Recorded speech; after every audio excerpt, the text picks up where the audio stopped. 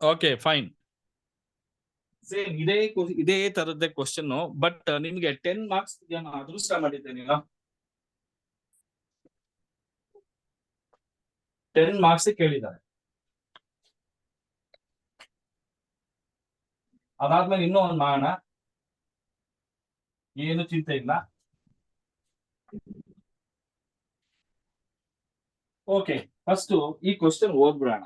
To see the following are the following table related to tourist arrivals in millions during 2001 to 2007 in India.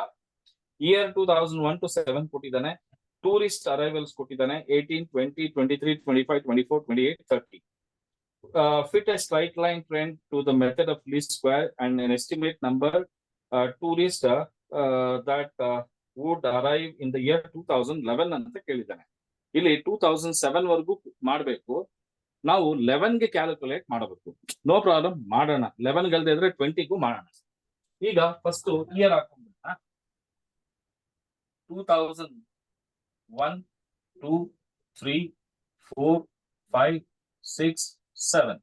ಅವನು ಕೇಳಿರೋದು 11ಗೆ ಮಾಡೋಣ. Production ಅಥವಾ tourist 18, 20 millions, 23 millions, 25 millions, 24 millions, 28 millions, 30 millions. ಇದೆಷ್ಟೋ ಗೊತ್ತಿಲ್ಲ, calculate ಮಾಡಬೇಕು. ಈಗ 1, 2, 3, 4, 5, 6, 7 first 3 last 3 ಹೋದ್ರೆ ಇದು 0, -1, -2, -3, +1, +2, +3 square ಮಾಡಿ 4, 1, 0, 1, 4, 9 ಟೋಟಲ್ 28. ಈಗ 18 3s ಎಷ್ಟು ಬರುತ್ತಪ್ಪ? 8 3 24, 54 ಮೈನಸ್ 40 -23 0, 24, 56 ಇದು 90, ಇದು 10, 17, ಇದು 7, 9, 11, 3, 5, 53. ಕರೆಕ್ಟ್ ಏನಪ್ಪಾ? ಕರೆಕ್ಟ್ ಏನ್ರಿ?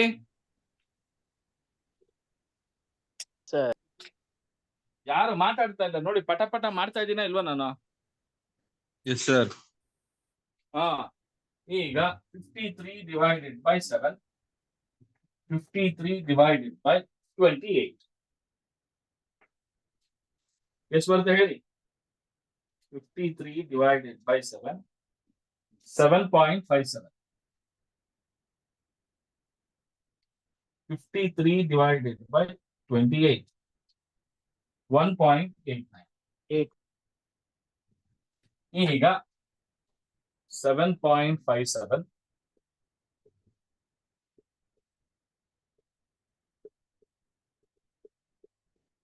ಇದು ಮುಖ್ಯದ್ದು ನೀವೇ ಮಾಡಬೇಕು.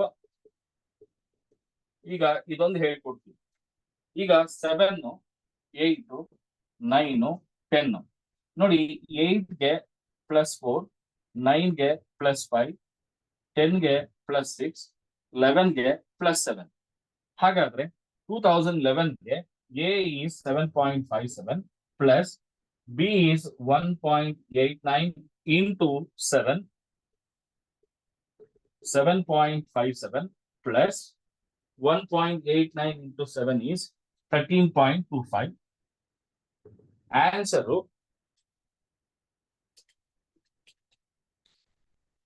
20.82. ಇದು ಫೈನಲ್ ಆನ್ಸರ್. ಅವ್ನು ಕೇಳಿರೋರು 2011ಗೆ ಎಷ್ಟು. ಮಿಕ್ಕಿದೋದು ಮಾಡ್ಬೇಕಾ? ಬೇಡ ಸರ್. ಮಾಡ್ಬೇಕೇನಮ್ಮ?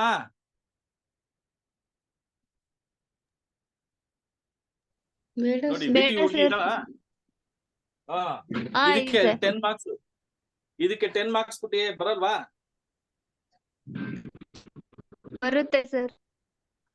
ಓಕೆ, ಈಗ ಇನ್ನೊಂದು ಕ್ವಶನ್ ತೋರಿಸ್ತೀನಿ. ಇದು ನಮ್ ಸೈಯದ್ಗೋಸ್ಕರ, ನಿನ್ಗೋಸ್ಕರ. ಓಕೆ, 3C ನೋಡಮ್ಮ. ಈಗ ನೀನ್ ಇವತ್ತು ಕ್ಲಾಸ್ ಅಲ್ಲಿ ಕುತ್ಕೊಂಡಿದ್ಯಾ, 20 ಮಾರ್ಕ್ಸ್ ಬರ್ತಾ ಇದೆ ನಿನ್ಗೆ. ನಿನ್ ಪಾಸಿಂಗ್ ಮಾರ್ಕ್ಸ್ ಎಷ್ಟು ಬೇಕು ನಿಂಗೆ?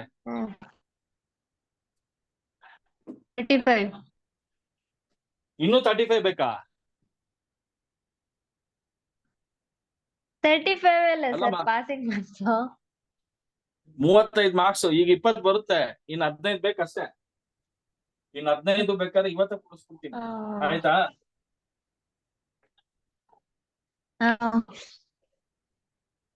MBA ಸ್ಟ್ಯಾಟಿಸ್ಟಿಕ್ಸ್ ಅಲ್ಲಿ ನನ್ನ ಕ್ಲಾಸ್ ಕೇಳಿದವರು ಯಾರಾದ್ರೂ ಫೇಲ್ ಆಗಿದ್ದಾರೆ ಅಂದ್ರೆ ಅವ್ರ ಮನುಷ್ಯ ಜನ್ಮ ವೇಸ್ಟ್.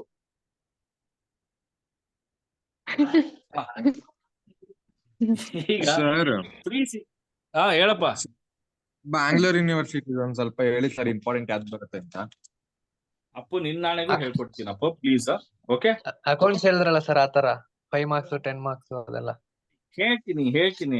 ನಾನು ಇನ್ನು ಮೆಂಟಲಿ ಅದಕ್ಕೆಲ್ಲ ಪ್ರಿಪೇರ್ ಆಗಿಲ್ಲ, ಓಕೆನಾ? ನಾಳೆ ಕ್ಲಾಸ್ ಅಲ್ಲಿ ನಾನು ಎಲ್ಲಾ ಯೂನಿವರ್ಸಿಟಿ ನೋಡ್ಬಿಟ್ಟು ಒಂದು ಐಡಿಯಾ ಬರುತ್ತೆ, ನಾನು ಹೇಳ್ತೀನಿ, ಆಯ್ತಾ? ನಾಳೆ ಹೇಳ್ತೀನಿ, ಓಕೆನಾ? ಬೆಂಗಳೂರು ನಾರ್ತ್ ಯೂನಿವರ್ಸಿಟಿ ಎಲ್ಲಾರ್ದು, ನಾರ್ತ್ದು, ಬೆಂಗಳೂರು ಯೂನಿವರ್ಸಿಟಿದು, IIMದು ಎಲ್ಲ ಹೇಳ್ಕೊಡ್ತೀನಿ. ನೋಡಿ, ಥರ್ಡ್ ಕ್ವಶನ್ ಸಿ, ಅದು ಕೂಡ 10 ಮಾರ್ಕ್ಸ್ VT ಅವ್ರಿಗೆ. ಇದ್ ಮಾಡಿದೀವಿ, ಆದ್ರೂ ನಮ್ಮ VT ಹುಡುಗಿಗೋಸ್ಕರ, Sahana ಅಲ್ವೇನಮ್ಮ?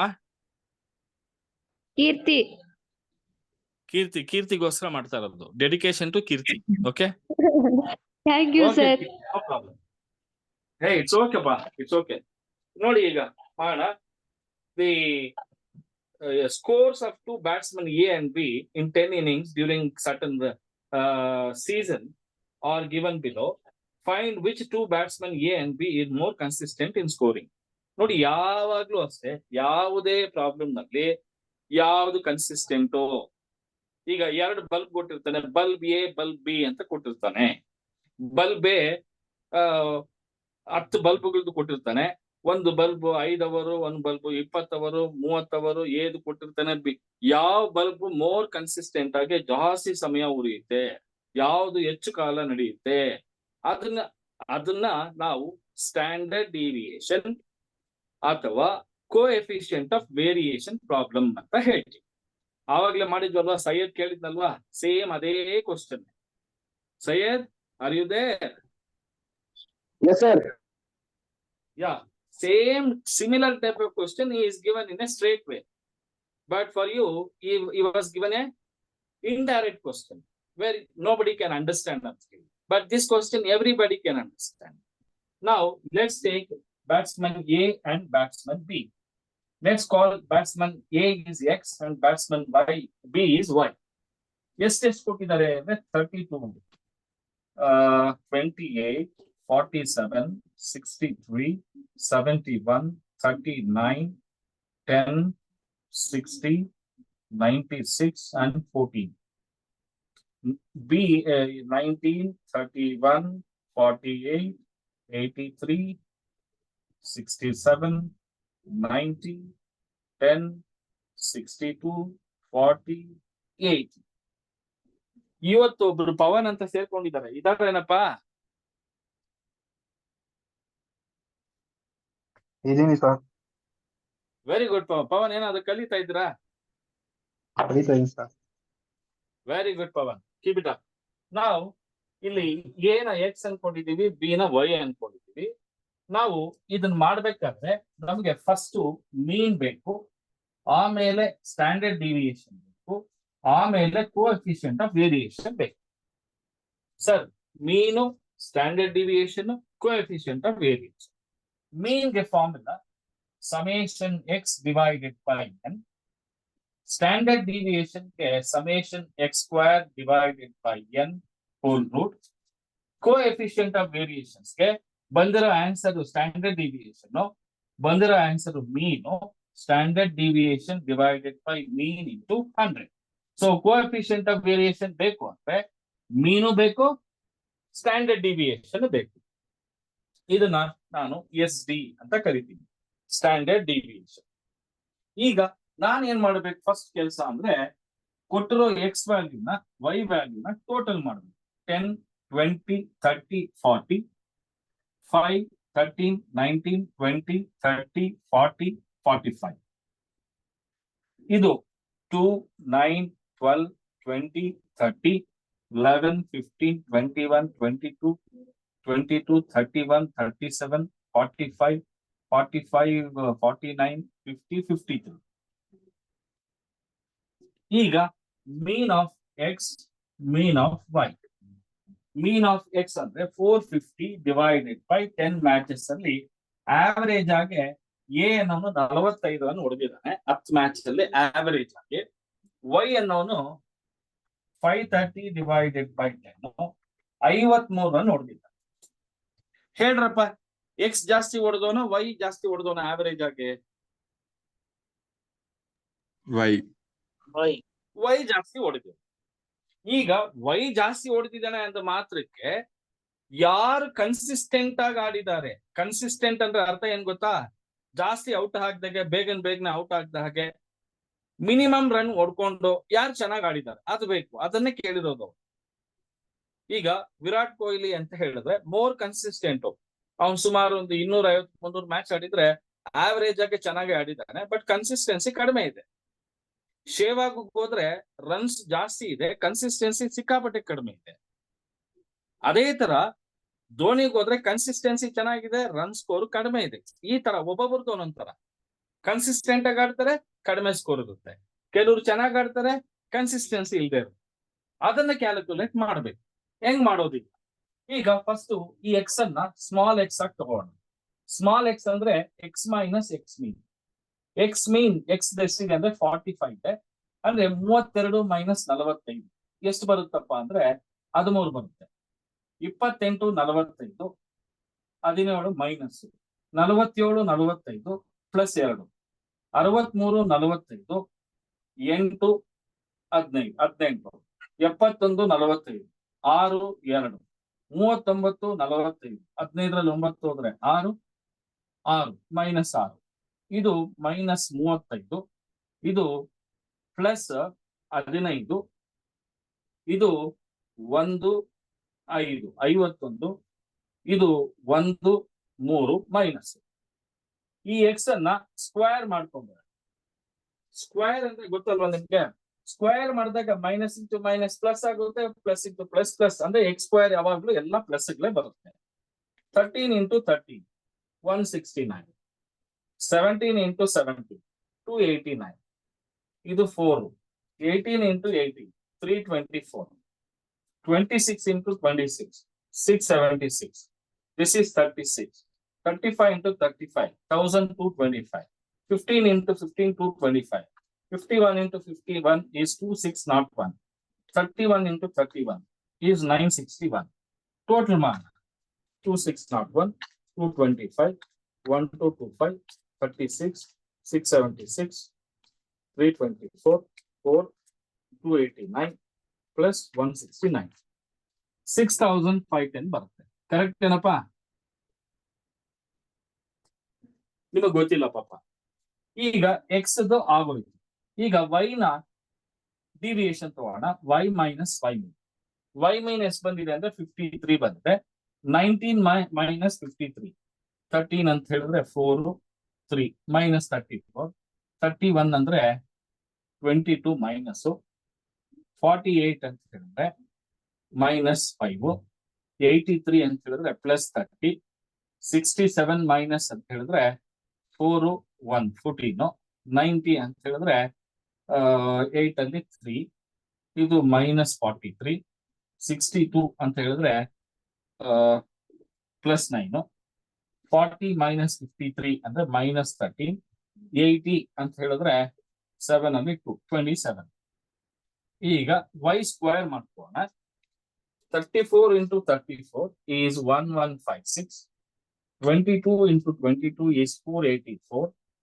25, 900. 14 into 14 is 196. 37 into 37 is 1369. 43 into 43 is 1849. 81. 13, 13, 169. 27 into 27, 729. ಈಗ ಟೋಟಲ್ ಮಾಡೋಣ. 81, 1849, 1369, 900, 25, 484, 11, 856, 6762. summation y square. ಈಗ ಎಕ್ಸ್ ಸ್ಕ್ವೇರ್ ಬಂತು, ವೈ ಸ್ಕ್ವೇರ್ ಬಂತು.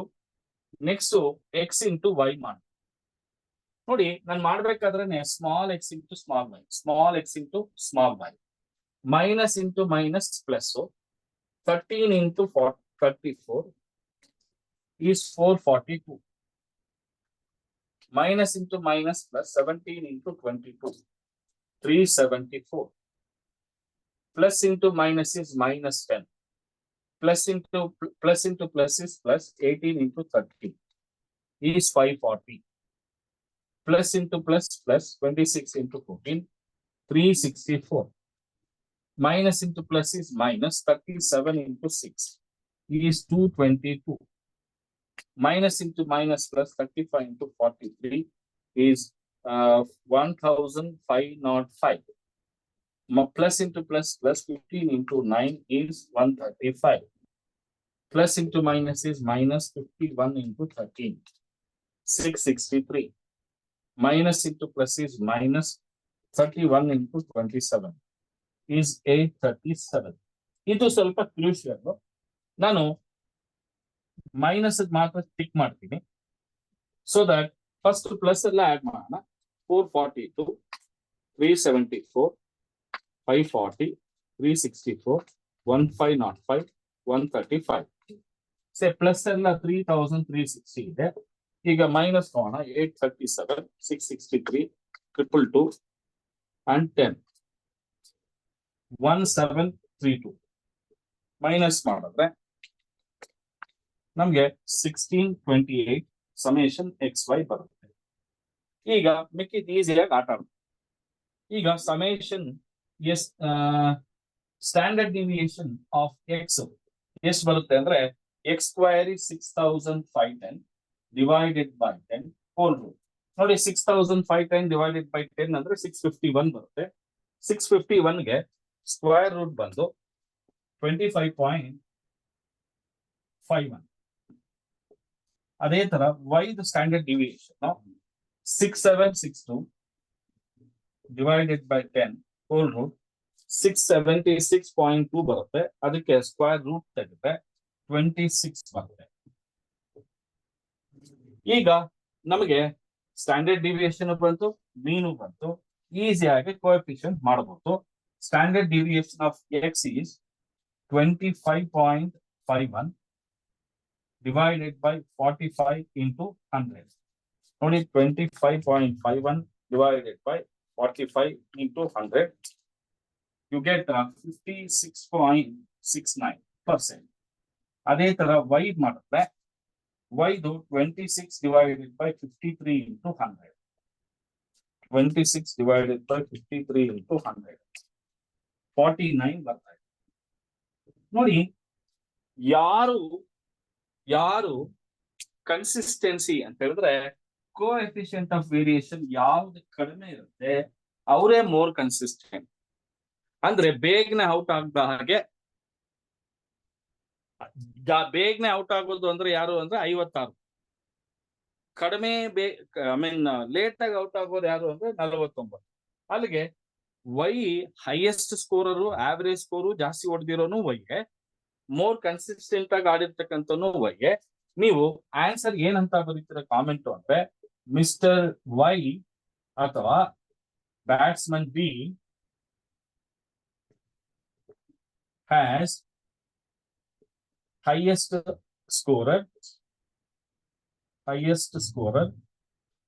and more consistent. ನೋಡ್ರಪ್ಪ, ಇಷ್ಟು ಬರೆದ್ರೆ 10 ಮಾರ್ಕ್ಸ್ ಅಮ್ಮ.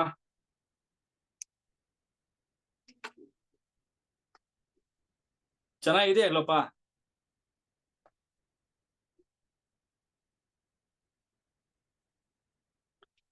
ಹೇಳ್ರಿ.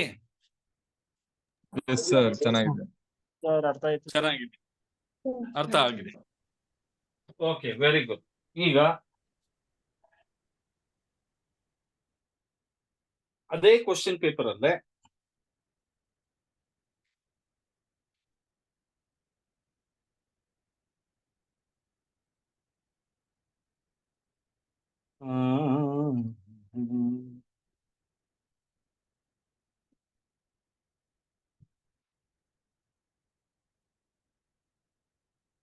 ಅಮ್ಮ ನಿಮ್ಗೆ ಎಷ್ಟು ಕ್ವಶನ್ಸ್ ಮಾಡ್ಬೇಕಮ್ಮ? 4? ಸರ್ ಕಾಲ್ ಪಿಯರ್ಸನ್ ಕೋಎಫಿಷಿಯಂಟ್ ಮಾಡ್ಸಿ sir. Karl Pearson's coefficient of correlation yes sir. Correlation ಮಾಡಿಸ್ಬೇಕಾ? Sir, the topic you do tomorrow, sir. Today you finish Ah, only sir. one topic. ಆಯ್ತು ಸರ್, ಇದು ತಗೊಳ್ಳಿ ಸರ್. ಅಮ್ಮ ಅದೇ question paper ಅಲ್ಲೇ 4C ಅಂತ ಇದೆ ನೋಡಮ್ಮ.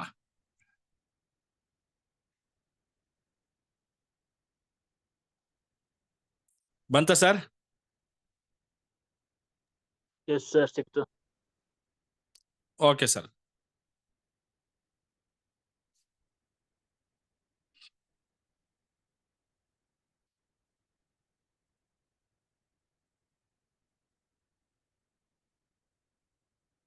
ಓಕೆ, ಈ ಕ್ವಶನ್ ಓದ್ಬಿಡ್ತೀನಿ. From the following data find two regression coefficient, two regression equations, coefficient of correlation between marks of in economics and statistics, most likely marks in statistics when marks in economics are 30. ಇಷ್ಟು ಮಾಡಿದ್ರೆ 10 marks ಅಮ್ಮ, ನಿನಗೆ 30 marks ಬರುತ್ತೆ.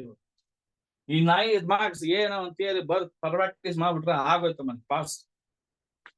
Okay ಕೀರ್ತಿ, ಕರೆಕ್ಟಾ? Okay, ಈಗ ನಾವು marks of economics ನ X ಅಂತ ಅನ್ಕೋಣ, ಮಾರ್ಕ್ಸ್ ಆಫ್ ಸ್ಟಾಟಿಸ್ಟಿಕ್ಸ್ ನ ವೈ ಅಂತ ಅನ್ಕೋಣ. ಈಗ marks of economics is X, marks of statistics is why. ನಾವು ಎಷ್ಟೆಷ್ಟು ಕೊಟ್ಟಿದ್ದಾರೆ ಅಂದ್ರೆ 25, 28, 35, 32, 31, 36, 29, 38, 34, 32. ಓಕೆನಾ?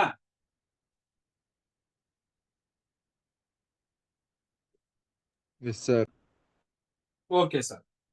ವೈ ಇದು ನೋಡೋಣ.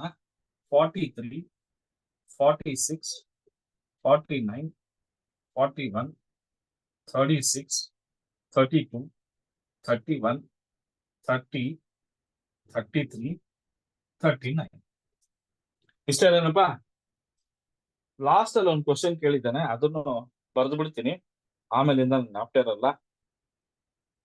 ಏನಂತ ಹೇಳಿದ್ದಾನೆ ಅಂದ್ರೆ, ಎಕನಾಮಿಕ್ಸ್ 30 ಮಾರ್ಕ್ಸ್ ಇದ್ದಾಗ ಸ್ಟಾಟಿಸ್ಟಿಕ್ಸ್ ಎಷ್ಟು ಅಂತ. ಸ್ಟಾಟಿಸ್ಟಿಕ್ಸ್ ಅಂದ್ರೆ ನಮ್ಗೆ ವೈ ಅಂತ ಅರ್ಥ. ಎಕ್ಸ್ ವ್ಯಾಲ್ಯೂ 30 ಆಗಿದ್ದಾಗ ವೈ ವ್ಯಾಲ್ಯೂ ಎಷ್ಟು ಅಂತ ಕ್ವಶನ್ ಕೇಳಿದ್ದಾನೆ, ಅದನ್ನ ಆಮೇಲೆ ಮಾಡಿ ಆಗ್ಬೋದಾ? ಇನ್ ಕ್ವಶನ್ ಏನ್ ಬೇಕಾಗಿಲ್ಲ.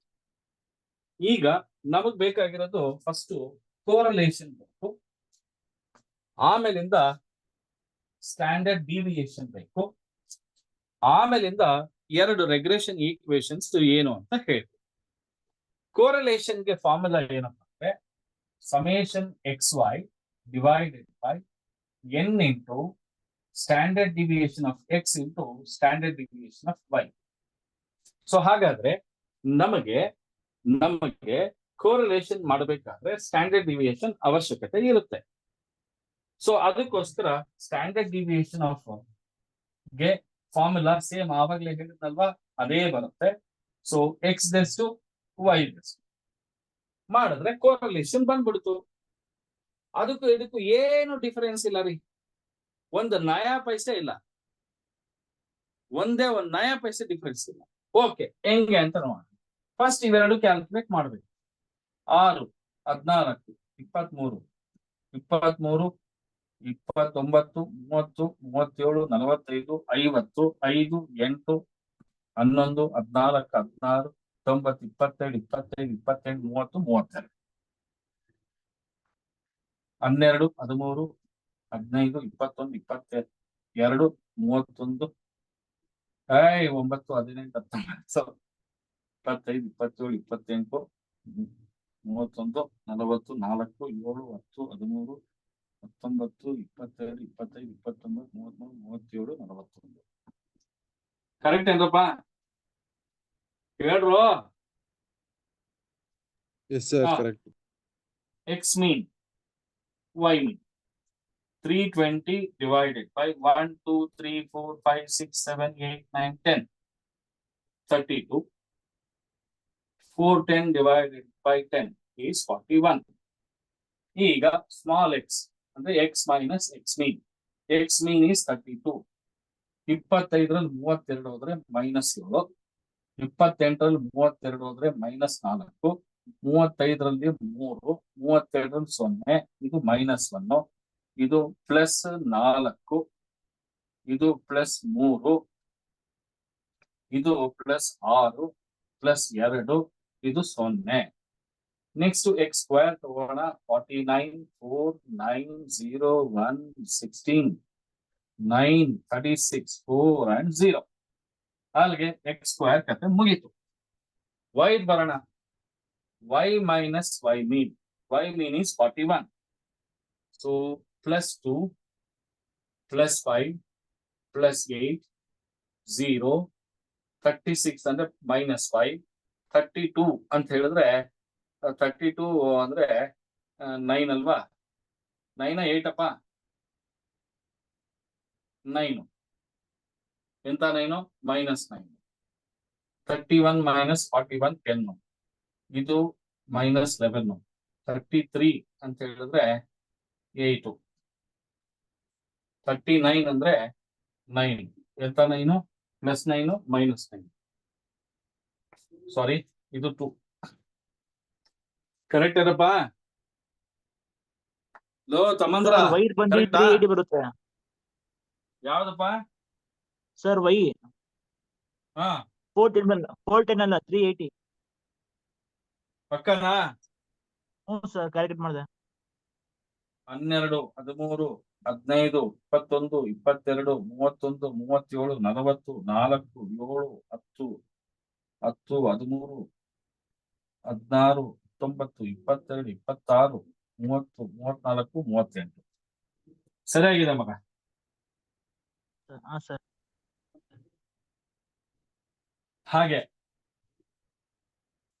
ಹಾಗಾದ್ರೆ ಇದು 38. ಅಲ್ಲಿಗೆ 43 minus 38 ಅಂತ ಹೇಳಿದ್ರೆ +5. ಕರೆಕ್ಟ್ ಏನಪ್ಪ?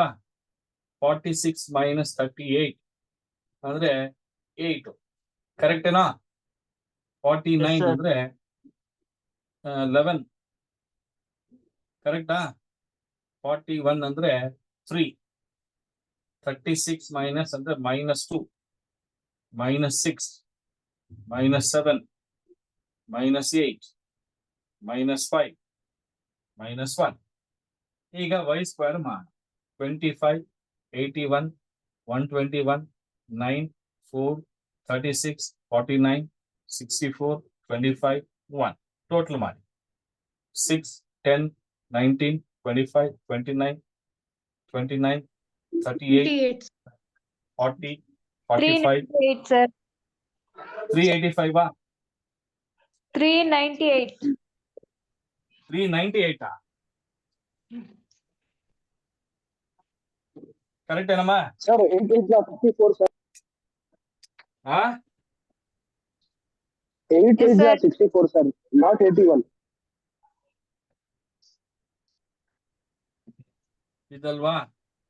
ಹಾ ಕರೆಕ್ಟ್ ಆಯ್ತು. 398 ಬಂತಾ? Yes, okay. sir. ಅಲ್ಲಿಗೆ y. ಈಗ x ಇಂಟು y ಮಾಡಿ. ಇದು x, ಇದು y. Minus into plus is minus. 7 5s are 35. Minus into plus minus. 8 4s are 32. Plus into plus is plus. 3 into 11 is 33. 0 into 3 is 6. 33. Minus. Amma 30 ಆಯ್ತಮ್ಮ. Plus into minus is minus 4 6 are 24. Plus into minus 7 3s are 21. Minus. Plus into 21. minus 48. Plus into minus 5 2s are 10. This is 0. ಈಗ plus values ಎಲ್ಲ ಒಂದ್ ಕಡೆ ಹಾಕಿ.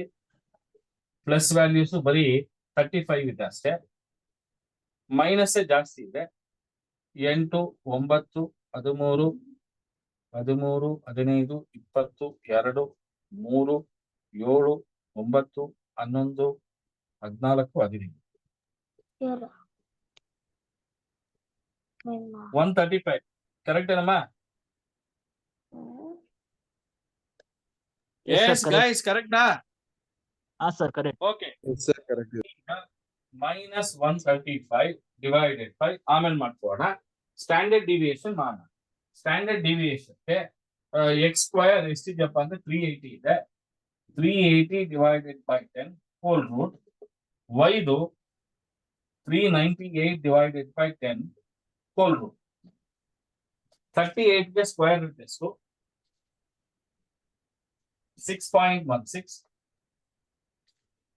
39.8 ಗೆ square root 6.31 ಈಗ n ಅಂತ ಹೇಳಿದ್ರೆ 10 6.16 into 6.31 final answer ಹೇಳ್ಬೇಕು minus 135 divided by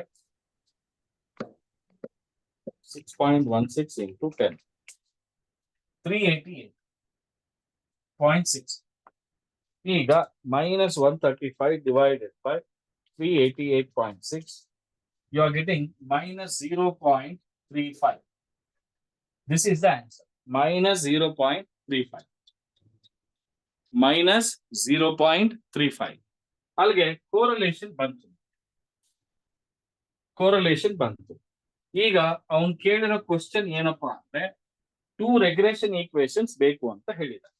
ನೋಡಿ x on y ಒಂದು ಈಕ್ವೇಶನ್ ಕಂಡುಹಿಡಿದು ಹೆಂಗ್ ಕಂಡುಹಿಡಿಯೋದು x minus x mean is equals to correlation into standard deviation of x divided by standard deviation of y into y minus y. ಇದು x on y ಗೆ formula. ಇದನ್ನ first ತಗೊಂಡ್ಬಿಡೋಣ. x value ಎಷ್ಟು ಅಂತ ಗೊತ್ತಿಲ್ಲ. x mean ಬಂದು 32. Correlation is minus 0.35. Standard deviation of x is 6.16. Standard deviation of y is 6.31. Y ಗೊತ್ತಿಲ್ಲ, y mean is 38. Correct. ಈಗ simplify ಮಾಡಬೇಕು. ಹೆಂಗ್ ಮಾಡೋದು ಅಂದ್ರೆ ನೋಡಿ ಇದು ಮೈನಸ್ ಇರೋದ್ರಿಂದ ಇದು ಮೈನಸ್ ಬರುತ್ತೆ 6.16 divided by 6.31 into 0.35. See, you get minus 0.34 y minus 38. ಇನ್ನೊಂದು ಸ್ಟೆಪ್ ಅಲ್ಲಿ minus into plus is minus 0.34 into y is 0.34y minus into minus is plus 0.34 into 38. You get 12.9. Now what we have to do is x ಹಾಗೆ ಇಟ್ಕೋಣ. ಈ minus 0.34y ಈ ಕಡೆ ಬಂದ್ರೆ plus 0.34y ಬರುತ್ತೆ. ಈ minus 32 ಹಾಗೆ ಇಟ್ಕೊಳ್ಳಿ. ಈ ಪ್ಲಸ್ 12.98 ಇಸ್ ಈಕ್ವಲ್ಸ್ ಟು ಹೊರಗಡೆ ಬಂದ್ರೆ ಮೈನಸ್ 12.98 ಆಗುತ್ತೆ ಇಸ್ ಈಕ್ವಲ್ಸ್ ಟು 0 ಆಗ್ತದೆ. ಈಗ X plus 0.34y minus minus minus ಆಗುತ್ತೆ. ಅಲ್ಲಿಗೆ total 44.98 is equals to 0. This is the first equation. 5 more minutes. This is the first equation. Second equation is y on x. Y minus y mean is equals to correlation into standard deviation of y divided by standard deviation of x into x minus x mean. ನೋಡಿ ಇಲ್ಲಿ x ಇದ್ದಾಗ standard deviation of x ಬರುತ್ತೆ, ಇಲ್ಲಿ divided by y ಬರುತ್ತೆ, ಇಲ್ಲಿ y ಬಂದಾಗ ಇಲ್ಲಿ x ಬರುತ್ತೆ. ಅಷ್ಟೇ ಡಿಫರೆನ್ಸ್, ಇನ್ನೇನು ಇಲ್ಲ. ಸೊ y ಗೊತ್ತಿಲ್ಲ, y ಮೀನ್ 38. ಇದು ಮೈನಸ್ 0.34 6.31 ಡಿವೈಡೆಡ್ ಬೈ 6.16. x ಗೊತ್ತಿಲ್ಲ, x ಮೀನ್ 32. ಈಗ ಸಿಂಪ್ಲಿಫೈ ಮಾಡಿದ್ರೆ ಮೈನಸ್ ಇದು ನೋಡೋಣ ಎಷ್ಟು ಬರುತ್ತೆ ಅಂತ. 6.31 divided by 6.16 into 0.34. You get minus 0.35 x minus 32. One more step to simplify. Minus into plus is minus 0.35 into x is 3.5x. Minus into minus is plus 32 into 0.35 is 11.14 is equals to 0. ನಾವು simplify ಮಾಡ್ಬೇಕಾದ್ರೆ ಇಲ್ಲಿ X first ಇರೋದ್ರಿಂದ ಈ -0.35x ನ first ಈ ಕಡೆ ತಗೊಂಡ್ರೆ minus ಇರೋದು ಪ್ಲಸ್ ಆಗುತ್ತೆ. 0.35x ಪ್ಲಸ್ 5 ಹಾಗೆ ಹಾಕ್ತೀವಿ. ಈ -38 ಹಾಗೆ ಹಾಕ್ತೀವಿ. ಈ ಪ್ಲಸ್ 11.14 ಈ ಕಡೆ ಬಂದ್ರೆ -11.14 is equals to 0. Now 0.35x plus y minus 49.14 is equals to 0. This is the second equation. Now what is the last point is asked is, if x value is 30, what is the y value? ಅದಕ್ಕೆ ನಾವು y value ಗೊತ್ತಿಲ್ಲ, ಅದಕ್ಕೆ y on x ತಗೊಳ್ಬೇಕು. ಅದಕ್ಕೆ ನಾವೇನ್ ಮಾಡ್ತೀವಿ, by taking second equation 0.35x plus y minus 49.14 is equals to, ಇದು ಈ ಕಡೆ ಬರುತ್ತೆ, ಈ ಕಡೆ ಬಂದ್ರೆ ಪ್ಲಸ್ 49.14 ಆಗುತ್ತೆ. ಈಗ ಅವನೇನ್ ಹೇಳಿದಾನೆ, ಎಕ್ಸ್ ವ್ಯಾಲ್ಯೂ 30 ಅಂತ ಹೇಳಿದಾನೆ. ಅಲ್ಲಿಗೆ 0.35 into x value is 30, y value ಗೊತ್ತಿಲ್ಲ 49.14. ಈಗ 30 ಇಂಟು 0.35 ಮಾಡಿದ್ರೆ you are getting 10.5 plus y is equals to 49.14. y is equals to 49.4. If 10.5 ಈ ಕಡೆ ಬಂದ್ರೆ minus 10.5. So y value is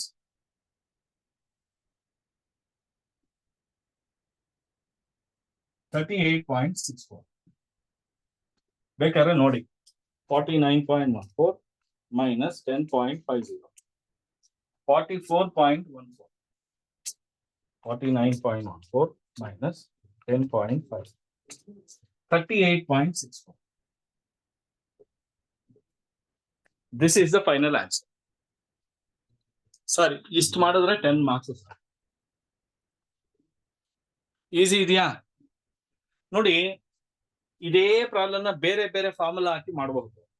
ಆದ್ರೆ ಈ ಫಾರ್ಮುಲಾ ಹಾಕಿ ಮಾಡಿದ್ರೆ ನಮಗೆ ಸ್ಟ್ಯಾಂಡರ್ಡ್ ಡಿವಿಯೇಷನ್ ಗೆ ಈಸಿ ಆಗುತ್ತೆ. ಅಲ್ಲೊಂದು ಪ್ರಾಬ್ಲಮ್ ಮಾಡ್ಬೋದು, ಇಲ್ಲೊಂದು ಪ್ರಾಬ್ಲಮ್. ಕರೆಕ್ಟಾ ಇಲ್ವಾ? Yes, sir. ನಿಮ್ ಕಾಲೇಜಲ್ಲಿ ಹೋಗಿ ನೋಡಿ, Yes, sir. ಕೋರಿಲೇಷನ್ ಗೆ ಒಂದು ಫಾರ್ಮುಲಾ ಹಾಕ್ಸಿರ್ತಾನೆ, ಸ್ಟ್ಯಾಂಡರ್ಡ್ ಡಿವಿಯೇಷನ್ ಗೆ ಒಂದು ಫಾರ್ಮುಲಾ ಹಾಕ್ಸಿರ್ತಾನೆ. ಎಲ್ಲ ಬಂದು ಏನ್ ಸಾರ್ ಇಷ್ಟೊಂದು ಫಾರ್ಮುಲಾ. ನಾನ್ ಮಾಡ್ಸಿರೋದ್ರಲ್ಲಿ ಫಾರ್ಮುಲಾಸ್ ಜಾಸ್ತಿ ಇದೆಯಾ? No, sir. ಇಲ್ಲ ಸರ್, ಫಾರ್ಮುಲಾಸ್ ಜಾಸ್ತಿ ಇಲ್ಲ. ಫಾರ್ಮುಲಾಸ್ ಜಾಸ್ತಿ ಇಲ್ಲ, ಸಿಂಪಲ್ ಆಗಿ ಕಲಿಬೇಕು. ನೀವು ನಾನು ಹೇಳ್ಕೊಡ್ಬೋದು, ಇನ್ನು ಏನೇನೋ ಇದೆ. ಓಕೆನಾ? ಕೋರಲೇಷನ್ ಗೆ heavy summation d x into d y minus summation d x into d y divided by n whole divided by summation x square divided by n into summation d y square divided by n whole root. ಇದೆಲ್ಲ ಗೊತ್ತಾಗುತ್ತೆ ನಿಮ್ಗೆ? No, sir. ಮೆಂಟ್ಲ ಹೋಗ್ಬಿಡ್ತೀರಾ. ಇದೇನಿದು sir ಒಂಥರ ಮಾಡ್ಸೋದ್ರೆ sir, ಇದು easy ಆಗಿದೆ, ದಯವಿಟ್ಟು ಕಲ್ಸ್ಕೊಳ್ಳಿ. ನಿಮಗೆ ಸ್ಟ್ಯಾಟಿಸ್ಟಿಕ್ಸ್ಗೆ 40 ಮಾರ್ಕ್ಸ್ಗೆ correct ಆಗಿ 3 ಅವರ್ ಅಲ್ಲಿ 30 ರಿಂದ 40 ನಿಮಿಷಕ್ಕೆ 40 ಮಾರ್ಕ್ಸ್ ಬರುತ್ತೆ. 30 to 40 minutes ಜಾಸ್ತಿ ಬೇಕಾಗಲ್ಲ. 40 ಮಾರ್ಕ್ಸ್. ಇನ್ 20 ಮಾರ್ಕ್ಸ್ ಹೆಂಗಾದ್ರೂ ಬರೆದ್ಬಿಡು. ಕರೆಕ್ಟ್ ಏನಪ್ಪಾ?